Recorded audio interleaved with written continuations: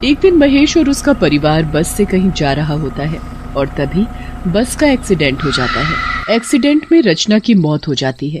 तुम मुझे छोड़कर क्यों चली गई रचना? मैं तुम्हारे बिना कैसे रहूंगा और कैसे इन बच्चों को अकेले पालूंगा? पापा, माँ कहाँ चली गई? वो हमें छोड़कर चली गई बेटा।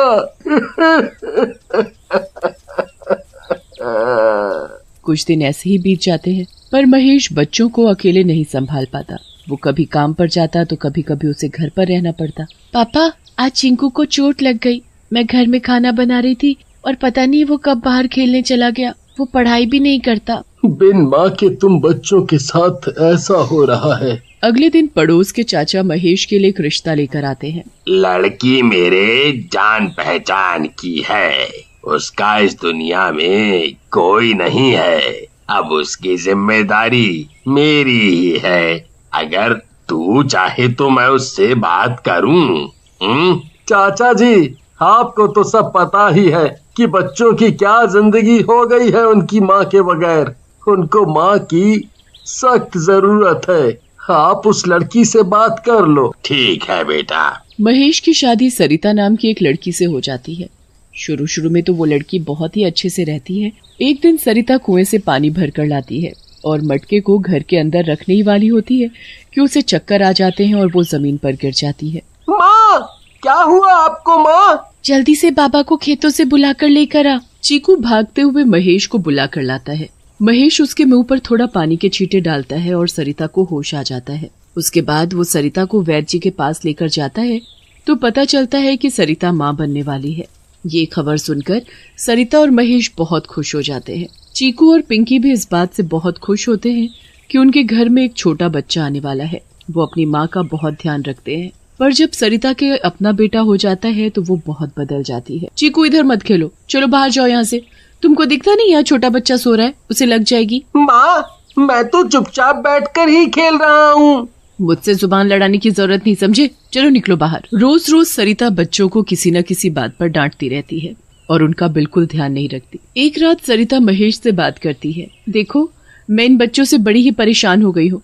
समझ नहीं आता ये दोनों हमेशा मेरे बेटे को क्यों नुकसान पहुँचाने की कोशिश करते हैं। ऐसी बात नहीं है सरिता, वो तो अपने छोटे से भाई को बहुत ही प्यार करते हैं। अरे आपको नहीं पता, आप कौन सा यहाँ रहते हो? वो नहीं चाहते इस घर में कोई और बच्चा रहे। सरिता बड़ी चालाकी से महेश के मन में बच्चों के खिलाफ कड़वी कड़वी बातें भर देती है। महेश भी अपने बच्चों से नफरत करने लगता है और एक दिन वो सरिता की बातों में आकर बच्चों को घर से बाहर निकाल देता है। ऐसे मत करो हमारे साथ, हम कहाँ जाएंगे?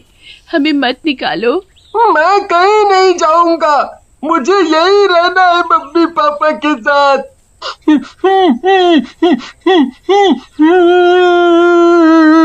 पिंकी और चीकू रोते रह जाते हैं, पर उनकी कोई एक नहीं सुनता और उनको घर से निकाल देते हैं। बेचारे बच्चे रोते रोते वहाँ से चले जाते हैं। रास्ते में चीकू को बहुत तेज भूख लगने लगती है। दीदी, दीदी, मुझे बहुत तेज भूख लग रही है, कुछ खाने को दिला दो। भूख तो मुझे भी लग रही है चीकू, पर मेरे पास एक भी पैसा नहीं है, तो कैसे तुझे कुछ दिलाऊं? तो क्या हम भूखे ही रहेंगे? नहीं चीकू, मैं कुछ इंतजाम कर लूंगी और तुझे भूखा नहीं रहने दूंगी।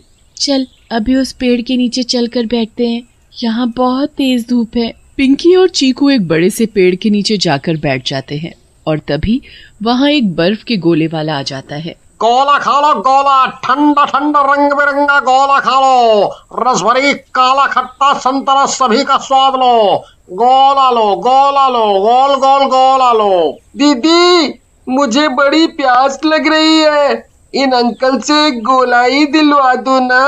अभी तुझे बताया ना कि मेरे पास एक भी पैसा नहीं है, फिर भी तू बेकार की जिद कर रहा है। अरे बच्चों, गोला ले लो, गोला बहुत स्वाद है, एक बार खाओगे तो खाते रह जाओगे। नहीं अंकल, हमारे पास पैसे नहीं है। ओह अच्छा। पिंकी और चीकू को वहाँ बैठे बैठे रात हो जाती है। चीकू बेचारा भूखा ही उस पेड़ के नीचे सो जाता है। गोले वाला वहाँ से चला जाता है। आज का दिन तो जैसे तैसे निकल गया, पर कल क्या होगा? हम क्या खाएंगे? अचानक पेड़ से एक आवाज आती है। बच्चों, यहाँ क्या कर रहे हो? मरने आए हो क्या यहाँ? कौन है यहाँ? चुड़ैल पिंकी के सामने आकर खड़ी होती है। चुड़ैल, चीकू जल्दी उठ और भाग यहाँ से। अब कैसे बचकर भाग पाओगे यहाँ से? अब तो तुमको मरना ही पड़ेगा। मारी दो तो अच्छा है, वैसे भी हमें तो मरना ही है। आखिर बिना खाए हम कब तक जिंदा रहेंगे? है लड़की, ये क्या बोले जा रही है? और तू यहाँ इस वक्त क्या कर रही है? और ये लड़का कौन है? पिंकी चुड़ैल को सारी बात बताती है। चुड़ैल तो दोनों बच्चों को मारने वाली होती है, पर पिंकी की कहानी सुनकर तो उसे उन दोनों बच्चों पर दया आ जाती है। ये तो तुम दोनों के साथ बहुत बुरा हुआ। तुम्हारी माँ तो चुड़ैल से भी बुरी है।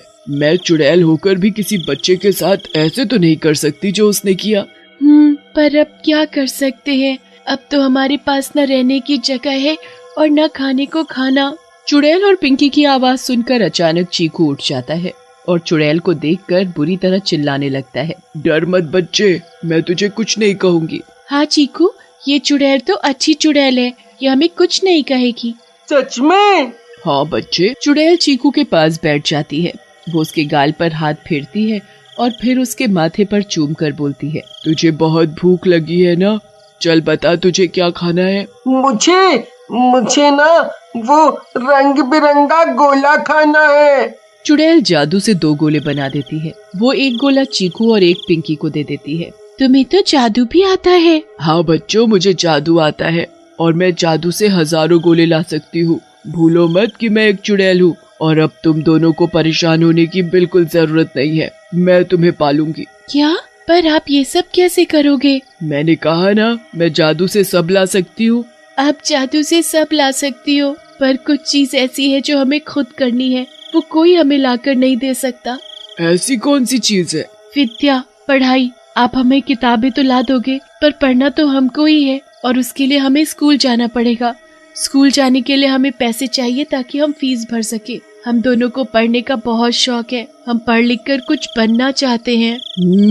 ये सब तो मैंने सोचा ही नहीं। आपने हमारे लिए इतना सोचा, वही काफी है। हमारे नसीब में पढ़ना नहीं लिखा तो क्या कर सकते हैं। चुड़ैल इस बात से बड़ी परेशान हो जाती है क्योंकि वो उन बच्चों के लिए कुछ करना चाहती है।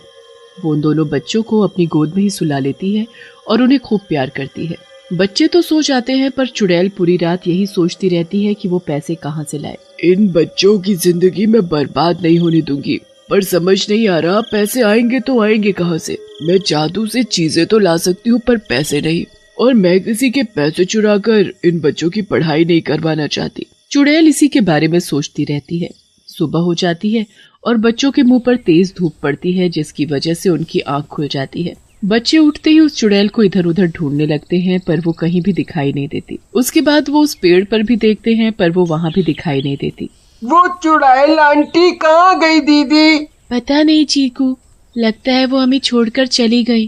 गोला ले लो गोला, इतना स्वाद और ठंडा गोला कि खाओगे तो खाते रह जाओगे। नहीं आंटी, हमें गोला नहीं चाहिए, हमारे पास पैसे नहीं है। तो पैसे कौन मांग रहा है चीकू? तुमको मेरा नाम कैसे पता? मुझे तो तुम दोनों के बारे में सब कुछ पता है। गोले वाली चीकू के गाल पर हाथ रखती है और उसके माथे पर चूमने लगती है। चीकू जोर से चिल्लाता है, ये तो मेरी चुड़ैल आंटी है।